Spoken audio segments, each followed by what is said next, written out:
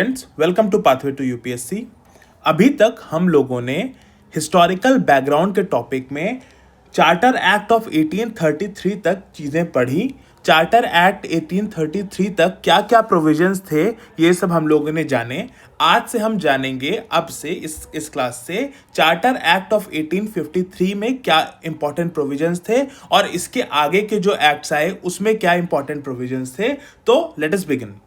देखिए, charter Act of 1853 एक बहुत ही क्रूशियल टाइम था 1853, क्योंकि 1833 के 20 साल बाद ये एक्ट आया है। ठीक है, अब एक चीज हमें, एक कॉन्सेप्ट हमें और क्लियर होना चाहिए कि ये जो एक्ट्स आते थे, ये जो चार्टर एक्ट्स आते थे, ये इंडिया के लिए नहीं आते थे। ये इंडिया के लिए नहीं आते थे, ये ईस्ट इंडिया कंपनी के लिए आते थे, ये चार्टर एक्ट्स। ठीक है, ईस्ट इंडिया कंपनी को रेगुलेट करने के लिए आते थे। ये बात हमें क्लियर होनी चाहिए, इसमें कोई डाउट नहीं होना चाहिए। ठीक है, तो चार्टर एक्ट ऑफ 1853 में एक सबसे इंपॉर्टेंट जो आपका प्रोविजन था वो था ओपन कंपटीशन सिस्टम। ठीक है, open competition system by Lord Macaulay. ठीक है, ओपन कंपटीशन सिस्टम, इसका मतलब कि अब इंडियंस जो हैं अलाउ किए गए सिविल सर्विसेज में पहली बार। ठीक है, एक इंपॉर्टेंट प्रोविजन ये है। इसमें एक पॉइंट आता है मिनी पार्लियामेंट का। ठीक है, इससे शायद मेरे ख्याल से कभी क्वेश्चन नहीं आया इस टॉपिक से कि मिनी पार्लियामेंट किस चार्टर एक्ट का प्रोविजन था। तो मुझे लगता है कि कभी ना कभी ये पूछा जा सकता है। ठीक है, तो देखिए, legislation became more priority and it turned special functions of the government. ठीक है, तो कहने की बात यह है कि अब जो ईस्ट इंडिया कंपनी थी वो लेजिस्लेशन मेकिंग में बहुत ज्यादा ध्यान देने लगी थी, इसको प्रायोरिटी पे रखने लगी थी। ठीक है, लेजिस्लेशन बनाने यानी लॉज बनाने को। मेरे कई दोस्त, हम लोग हमेशा आपस में एक डिबेट करते हैं कि पैसा ज्यादा इंपॉर्टेंट है या पावर। तो मैं उनको हमेशा यही तर्क देता हूं, यही लॉजिक देता हूं कि देखिए, अगर पैसा इतना ही ज्यादा इंपॉर्टेंट था तो ईस्ट इंडिया कंपनी, ब्रिटिशर्स जब इंडिया में आए तो वो सिर्फ ट्रेड तक ही फोकस रहते, ट्रेड तक ही अपने आप को कंसंट्रेट रखते कि भैया पैसे कमाने।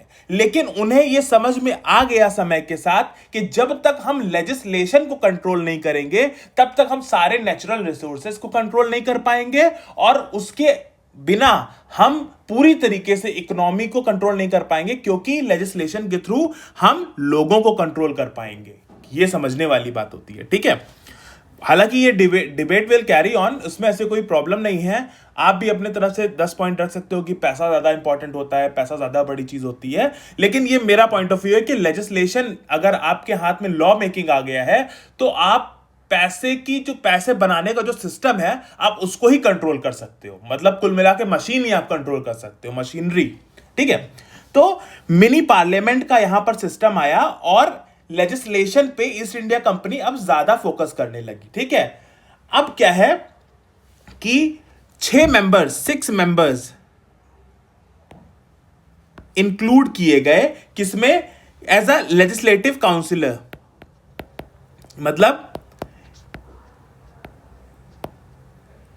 कहने की बात यह है कि 6 लोगों को इंक्लूड किया गया मिनी पार्लियामेंट में। मान लो जैसे कि गवर्नर जनरल था। ठीक है, हम जानते हैं गवर्नर जनरल था।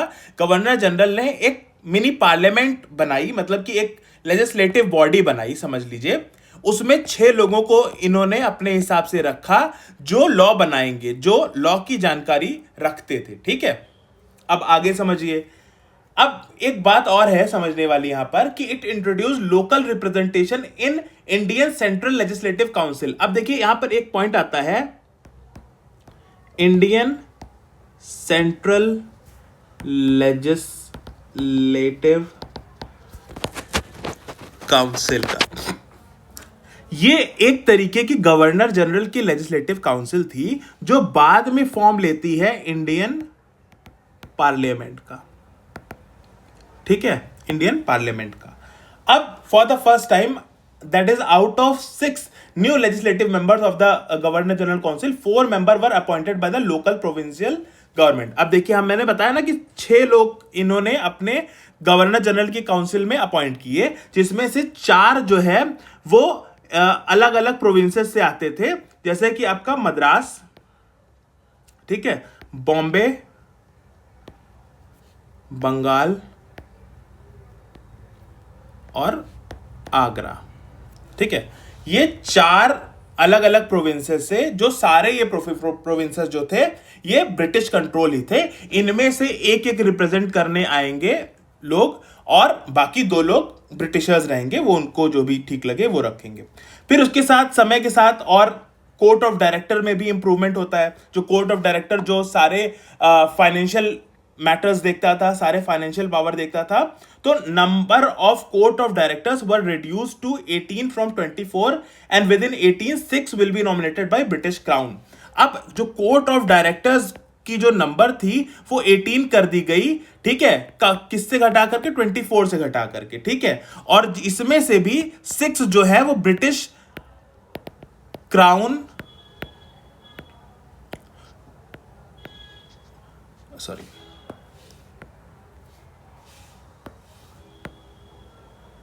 ब्रिटिश क्राउन जो है वो इसे नॉमिनेट करेंगे, जो ये आपके कोर्ट ऑफ डायरेक्टर्स थे, ठीक है। कोर्ट ऑफ डायरेक्टर को अब देखिए श्रिंक किया जा रहा है, क्योंकि यहां पर लेजिस्लेटिव काउंसिल को अब बढ़ाया जा रहा है, ठीक है। तो इस तरीके से हम समझ सकते हैं कि एग्जीक्यूटिव एंड लेजिस्लेटिव जो पावर्स थी उसको डिवाइड किया जा रहा है, ठीक है। ये समझने वाली बात है। अब इसमें एक और इंपॉर्टेंट प्रोविजन था कि जो ये चार्टर एक्ट आया, 1853 का, इसकी कोई एंड डेट नहीं थी, नो एंड डेट, ठीक है, कोई एंड डेट नहीं थी। इसका मतलब कि अब जो कंपनी रूल था वो कमजोर हो रहा था और धीरे धीरे क्राउन रूल आ रहा था, क्राउन अपना हस्तक्षेप जो है वो बढ़ा रहा था, ठीक है। अब ये सारे इंपॉर्टेंट पॉइंट्स जो थे ये 1853 के चार्टर एक्ट से रिलेटेड है, ठीक है। अब थोड़ा सा पीछे चलते हैं। 1853 वाले एक्ट को हमने पढ़ा था कल, उसमें कई सारे हमने प्रोविजंस पढ़े थे। उसमें एक चीज रह गई थी, ट्रिवियल फैक्ट बताना, सेंट हेलेना एक्ट क्यों कहा जाता है उसको, तो उसको सेंट हेलेना एक्ट इसलिए कहा है, it's just a trivial fact. इसका मेरे ख्याल से कोई ज्यादा एग्जाम में रेलेवेंस नहीं है, लेकिन आपको शायद पता होना चाहिए। देखिए, जैसे मान लीजिए कि ये इधर अमेरिका है, आपका इधर अफ्रीका है, और यहां पर ये मतलब अटलांटिक ओशियन है। यहां पर एक छोटा सा, बहुत ही ज्यादा छोटा सा आपका एक आइलैंड है, जो करीब 4000 लोग यहां पर रहते थे। तो ये जब भी ये ब्रिटिश यूरोपियंस जो हैं वो एशिया से हो करके यूरोप जाते थे, तो यहां पर वो लोग हॉल्ट लेते थे।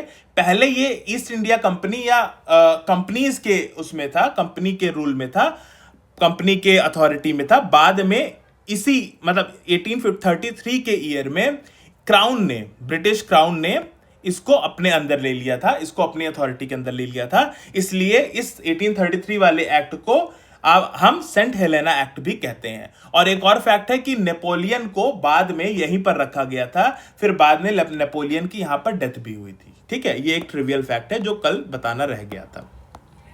तो हमने समझा 1853 का चार्टर एक्ट। अब हम आगे बढ़ते हैं और समझते हैं अपना 1858 का से जो अब जो सारे एक्ट आएंगे उनका क्या मतलब मैग्नीट्यूड है, ठीक है। देखिए, हम एक चीज जानते हैं कि 1857 में बहुत ही इंपॉर्टेंट एक वॉर होती है, ठीक है, वॉर होती है। हम सब जो इंडियंस हैं वो ये इस बात को बहुत अच्छे से समझ गए थे कि ये जो ब्रिटिशर्स हैं ये हमारे अगेंस्ट काम करते हैं, हमारे इंटरेस्ट में काम नहीं करने वाले हैं, ये हमें पूरी तरीके से रूल कर रहे हैं, हमें हर तरीके से डिस्क्रिमिनेट कर रहे हैं, हमारा पूरी तरीके से इस्तेमाल कर रहे हैं, हमारा कोई भी हित नहीं है। हम इस चीज को समझ गए थे, तो हम क्या होने लगे, यूनाइट होने लगे। तो 1857 में फर्स्ट वॉर ऑफ इंडिपेंडेंस, जिसको पॉपुलरली कहा गया, तो हुआ।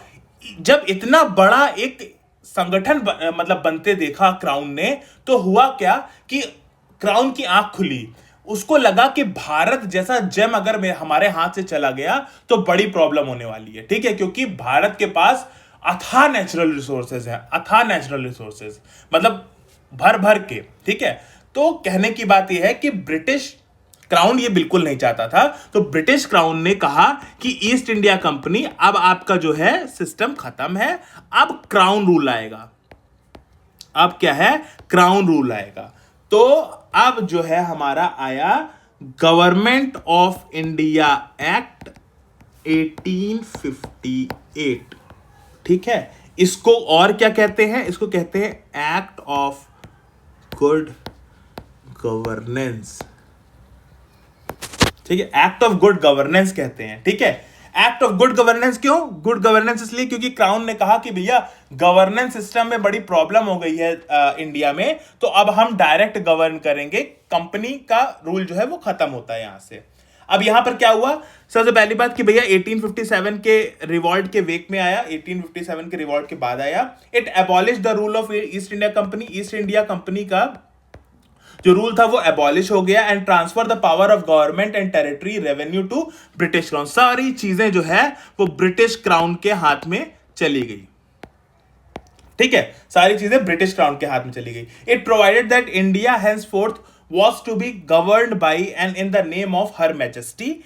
अब सारी चीजें जो होंगी वो हर मैजेस्टी के नाम पे होंगी, ठीक है। और governor general of India, governor general of India बन गए अब vice Roy of India, vice Roy of India, who was Lord Canning, Lord Canning, Lord can, so Canning, ठीक है। और पहले गवर्नर जनरल कौन थे, वो थे बेंटिक, बेंटिक, ठीक है। ये Canning, first vice Roy was Lord Canning and last governor general was also Lord Canning, ठीक है। अब यहां पर जो डुअल गवर्नमेंट थी वो सब खत्म होती है, अब डायरेक्ट क्राउन रूल होगा, ठीक है। It created a new office of secretary of state, secretary of state, ठीक है, सेक्रेटरी ऑफ स्टेट का नया ऑफिस बनाया गया for India, invested with the complete authority and control over Indian administration. ये पूरा इंडियन एडमिनिस्ट्रेशन का काम देखेंगे, SOS, सेक्रेटरी ऑफ स्टेट, ठीक है। Secretary of state was the member of the British council और कैबिनेट। अब ये जो सेक्रेटरी ऑफ स्टेट होते थे ये कौन होते थे पता है, ये ब्रिटेन के पार्लियामेंट के सांसद एक तरीके से हुआ करते थे, उन्हीं में से कुछ लोगों को चुन करके यहां पर सेक्रेटरी ऑफ स्टेट बना दिया गया, ठीक है। ये समझने वाली बात है। अब देखिए अब क्या होता है, अब समझते हैं, क्लियरली समझ लेते हैं कि चेंजेस क्या है, चेंजेस क्या है, ठीक है। देखिए कोड ऑफ डायरेक्टर्स, ठीक है, कोर्ट ऑफ डायरेक्टर्स और बोर्ड ऑफ कंट्रोल ये दोनों सब खत्म हो गए, और यहां पर कोर्ट ऑफ डायरेक्टर्स की जगह आ गए आपके सेक्रेटरी ऑफ स्टेट्स, हाँ, ठीक है। ये लगभग 15 मेंबर्स थे, ठीक है। और यहां पर बोर्ड ऑफ कंट्रोल की जगह आ गए आपके गवर्नर जनरल ऑफ इंडिया, और गवर्नर जनरल ऑफ इंडिया की जगह अब आ गए फाइनली वाइस रॉय। तो ये समझने वाली बात है, ठीक है। ये चेंजेस आ गए हैं 1857 के एक्ट के बाद, ठीक है। इसको आप लोग अपने कॉपी में जैसे जैसे मैं समझा रहा हूं वैसे वैसे आप इसको नोट करते चलिए। तो ये सारे मेजर चेंजेस आए 1858 के एक्ट के बाद, ठीक है। अब आया 1861 का टाइम, ठीक है, गवर्नमेंट ऑफ इंडिया एक्ट 1861, ठीक है। इसको और बोला गया पॉलिसी ऑफ एसोसिएशन। किसको एसोसिएट कर रहे हैं ये क्राउन, ये ब्रिटिशर्स किसको एसोसिएट कर रहे हैं, ये हम इंडियंस को अब एसोसिएट कर रहे हैं, क्योंकि इन्हें चाहिए अब मजदूर, ठीक है, पढ़े लिखे मजदूर चाहिए। तो ये अपने गवर्नेंस सिस्टम सिखा रहे हैं धीरे धीरे हमें, ठीक है। अब देखिए इसमें क्या क्या इंपॉर्टेंट बात थी, representation in institutions, number one बात। नंबर दूसरी, डिसेंट्रलाइजेशन, डिसेंट्रलाइज करने लगे। पोर्टफोलियो सिस्टम, पोर्टफोलियो सिस्टम आ गया, और ऑर्डिनेंस, ये सारी चीजें आनी शुरू हो गई। ठीक है, it made the beginning of representative institution by associating Indians with law making process. Associate किसको कर रहे हैं ये? इंडियंस को लॉ मेकिंग में एसोसिएट कर रहे हैं अपने साथ। ठीक है, नंबर वन पॉइंट। दूसरी बात, the viceroy should nominate some Indians as non official members of his expanded council. अब जो वाइसरॉय की जो काउंसिल थी उसमें कुछ मेंबर को नॉन ऑफिशियल मेंबर्स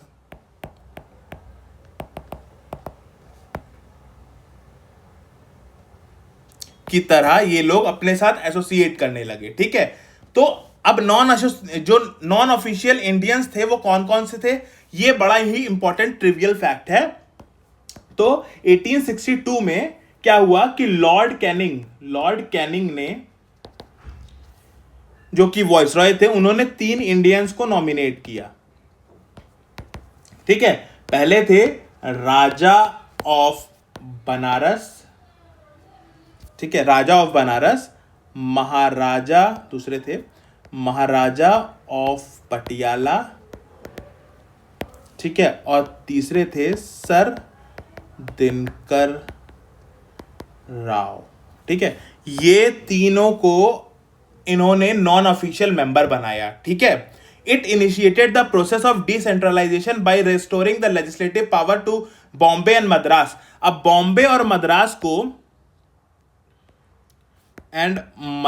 को इन्होंने लेजिस्लेटिव पावर रिस्टोर करी। बॉम्बे एंड मद्रास प्रेसिडेंसी थी जो इन्होंने लड़के मतलब कब्जा किया एक तरीके से और पोजीशन में अपने लाया, और इन लोगों को रिस्टोर करी बॉम्बे एंड मद्रास को लेजिस्लेटिव पावर। तो इस तरीके से इन्होंने डिसेंट्रलाइजेशन का काम शुरू किया। ठीक है, अब आगे क्या होता है कि it established new legislative council of Bengal. देखिए, और न्यू लेजिस्लेटिव काउंसिल्स और भी, जैसे कि ये बात समझिए, जैसे ये अपना इंडिया है। ठीक है, ये अपना इंडिया है। देखिए, एक तो था सेंट्रल एडमिनिस्ट्रेशन, ठीक है, और बहुत सारे प्रोविंशियल एडमिनिस्ट्रेशन भी थे। ठीक है, बहुत सारे प्रोविंशियल एडमिनिस्ट्रेशन थे, जहां जहां के प्रोविंस ये लोग ऑक्यूपाई करते जाते थे। मतलब 58 तक आते आते तो इनके पास बहुत सारे प्रोविंसेस हो गए, बहुत ही सारे, बहुत मतलब ऑलमोस्ट पूरा इंडिया अब इनके कब्जे में आ ही गया था। ठीक है, तो न्यू जो है वो लेजिस्लेटिव काउंसिल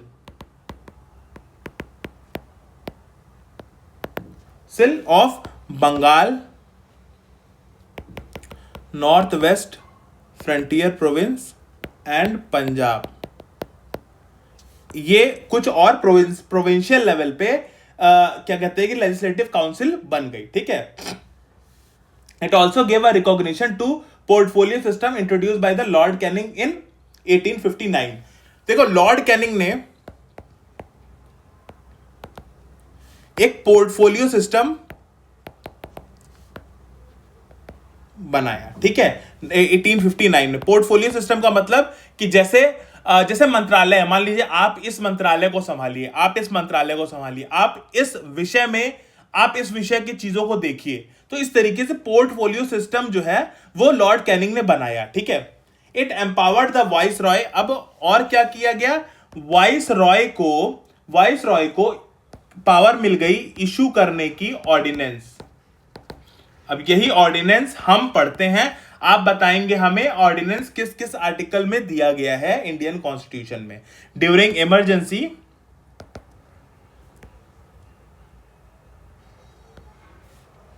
फॉर 6 मंथ्स। ठीक है, तो ये सारी पावर्स आप देख सकते हैं आई। अब देखो, एक कॉन्सेप्चुअल चीज समझो। एक ग्राफ बनाते हैं। अगर इस ग्राफ को आपने अपने मेंस में बना दिया ना, तो आपको समझ लीजिए कि 2 मार्क्स एक्स्ट्रा मिल जाएंगे।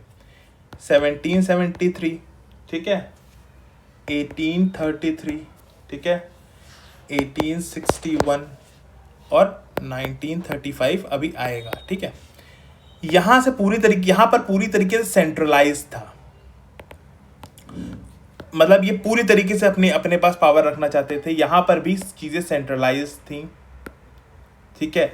यहां से डिसेंट्रलाइजेशन शुरू होता है, हमने अभी देखा, ठीक है, पॉलिसी ऑफ एसोसिएशन। फिर यहां तक आते आते बहुत तरीके से, मतलब यहां तो ऑलमोस्ट बहुत ज्यादा डिसेंट्रलाइजेशन हो गया था। तो हम इस तरीके से इस ग्राफ में समझ सकते हैं कि किस तरीके से सेंट्रलाइजेशन हुआ, फिर कैसे डिसेंट्रलाइजेशन होता जा रहा है। तो इसको हम धीरे धीरे समझेंगे, ठीक है। आप इसको समझ लीजिएगा, इस बात को, ठीक है। तो अभी तक हम लोगों ने 1861 तक हमने एक्ट को समझे, जो भी चार्टर एक्ट्स। अब ये सारे गवर्नमेंट ऑफ इंडिया एक्ट हो गए 1858 के बाद, ठीक है। तो इस बात को समझिए। अब हम आगे अगले वीडियो में बाकी सारे एक्ट्स पढ़ेंगे। Thank you.